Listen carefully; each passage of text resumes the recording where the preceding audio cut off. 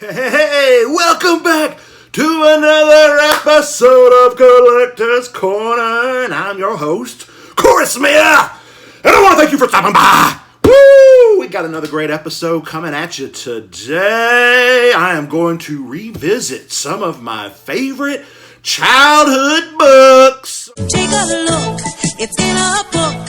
Oh yeah, I've already done a part one, favorite childhood books part one. Go back and check that out if you want to.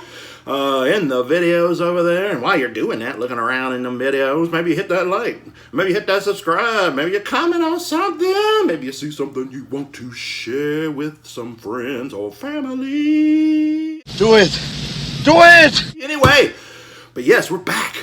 I got 5 more books coming at you that have been with me since I was a wee child, still in my short pants. So so there you go. We're going to just jump right into this mug right now. We're going to just start it off right now. Dude, when I was a kid, I loved me some Guinness Book of World Records. How much you want to make a bet I can throw a football over the mountains? Always was one of my favorites. The 1988 Guinness Book of World Records came in the nice hardback, big, colorful pictures. Of course, you know, if you're not familiar with the Guinness Book of World Records, then I don't know what the hell to tell you. Good God almighty! But no, really, that's exactly what it is. It's just crazy world records that people have accomplished over the years. This, though, you got great colorful pictures here of some different stuff going on, and then it just jumps in here and you got all kinds of like sports feats, different animals, different all kinds of stuff.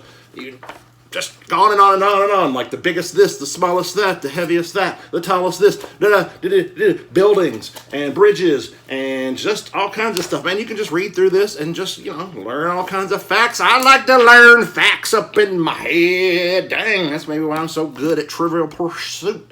It's because as a kid, I used to flip through these Guinness Book of World Records books all the time. Again, you got cool, colorful, bright pictures up in here of all kinds of different stuff and things. You know what I'm talking about, some sports kind of stuff, whatever. And this here's just cool, fun facts, trivia. For all your trivia, stat kind of nerds like myself. But we're moving on to the next book. It's the next book. Next up, we got, look at this big old thing. It's a book all about Ramesses the Great. I'm your king. Well, I didn't vote for you. But it's not just any book about Ramesses the Great. I want you to take a look at this. An exhibition in the city of Memphis. And we ain't talking about no Memphis, Egypt. We talking about Memphis, Tennessee, baby. That's right. Summer 1987. The parents took me on a trip out to Memphis. You know, went and hit up the zoo, a couple other stops, the Peabody Hotel with the ducks and whatnot. But one of the reasons we were going out there, because at the History Museum there in Memphis that summer, they were doing a Ramesses the Great exhibit there. I mean, they had a bunch of his stuff that they'd brought over from the museum in Egypt, all this kind of stuff from his tomb. This was the souvenir / program / whatever book. I'm sure it cost my parents an arm and a leg to buy this thing back in 1987. But there you go. You know, we couldn't go out to Memphis without bringing home some sort of keepsake souvenir. All these little statues and little ornaments, artwork, all that stuff like that, you know, all that stuff they brought over. Been on display in a museum, I guess, probably in Cairo somewhere. It gives you a whole history, kind of the life of Ramesses, and then it just tells you like some of the artifacts. Boom, back here. See, there's another. Oh, yep. See stuff like that. You know, just all kinds of cool pieces that were on display. Walk around, listen to the cassette tape, tell you about the history of Ramesses and ancient Egypt. And man, I always loved me some ancient Egypt, dude. As a kid, I had this dream of becoming an Egyptologist, you know, and going exploring in some crazy mummy tomb in the out in the Valley of the Kings, somewhere out in the desert and all this good stuff. And so, yeah, When my parents found out that the big exhibit was going to be going on, summer '87, said, let's go take a look, this is going to be pretty cool, and it was, girl. So, there you go, that's the souvenir book from a fun family trip. As a kid, I learned all about Ramesses and his cool achievements and whatnot. So, moving on to the next book. Look at this bad boy, 13 Tennessee Ghosts and Jeffrey. I ain't afraid of no ghosts. Oh man, I have loved me some spooky stuff since I was a kid. If you go back and watch the first episode on my top 5 favorite books from my childhood, there's a couple of spooky stories up in there, and this one was another one that I really love to read. 13, so you got 13 ghost stories take place all over different parts of Tennessee and Jeffrey. And so the story with that is the chick here, that the lady Kathryn Windham, the author of these little stories, these little short stories, she apparently is haunted by a ghost that she is named Jeffrey, or is named Jeffrey. I don't know. Maybe she did some Ouija board, witch board kind of bullshit. So anyway, that's like her little ghost buddy. Apparently he's like sort of a friendly poltergeisty kind of guy. I don't know what the deal is, but yeah, so 13 ghost stories, man. I have read these over and over and over again. Another cool thing on this one, still got the Dewey Decimal on here. Man, as a kid, I knew, man, I didn't even have to go to the card catalog. I already knew 133s were ghost stories. And so when I was going to the library, it's like, boom, I don't even need the card catalog. Let me just walk right over to the 130s and pow, there we go. We got ghost stories and monsters and all kinds of good stuff. But yeah, so anyway, another cool fun fact. Property of Franklin Junior High. I went to Franklin Junior High. My brother went to Franklin Junior High. This book apparently came from the Franklin Junior High book sale at one point along the way. Also, apparently, my mom probably must have paid $9.50 for this book back in the late 80s. Good Lord, that's like a $30 book today. Woo! So anyway, there you go, 13 ghosts, just different stories, but each one is from a different area of Tennessee. She includes the different spots. But anyway, 13 stories, different parts of Tennessee. Always loved it as a kid because it was local kind of stuff.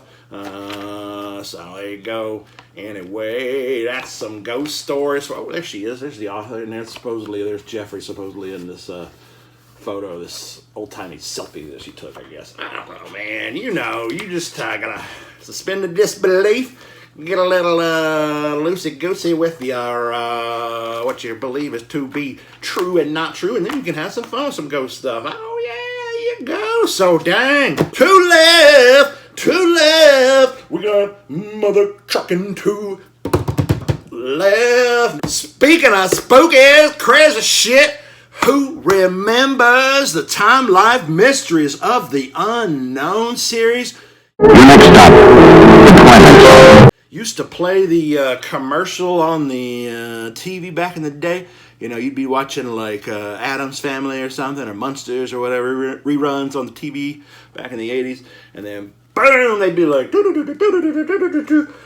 check out Mysteries of the Unknown. And so I had several. Only a few didn't have, I think they released probably a dozen or so. I have no idea. But I had a couple here. But the one that was always my favorite as a kid was the mysterious creatures. Because we're talking about like Bigfoot, the Yetis and the Abominable Snowmen. We're talking about like the Loch Ness Monster. Just all these mythical creatures. These kind of folklore creatures, monsters, whatever you have. And this one always stuck out to me because, man, I've always been kind of interested in like cryptozoology and cryptids, as they call them. You know, we're talking about, it goes into like old stories that feature dragons, old folklore. Goes through a bunch of the different kind of like mythical creatures. That's pretty cool. It gives you a little breakdown of all the stuff from like old mythology. It breaks it down to like modern animals that people in the olden days may have mistaken for something monstrous. Cool old artwork right there, giant sea monsters coming and taking them away. shots of Nessie. So yeah, it just breaks it all down, like all these different monsters, all these different parts of the world, these different cultures that have mysterious creatures in their folklore and their legends and whatnot. There you go, baby. So there is some mysterious creatures, time life books. Cool 80s sort of nostalgic kind of thing right here. People from my generation, I'm sure you remember these. Hell, I may even have to go look up the commercial on the YouTubes after I get done filming this video. Woo-wee! But on to the last book. It's the last book. Oh, yeah. Now, I'll tell you what, growing up in Tennessee, back to Tennessee, my God, my books apparently had a lot of Tennessee in them. But I understand as a kid, you like to know about your surrounding areas. You want to learn the history, you want to learn all that stuff. But growing up in Franklin, Tennessee, you can't help but know all about some Civil War stuff. Battle of Franklin took place in the small town I grew up in Tennessee. And it was a major battle towards the end of the war.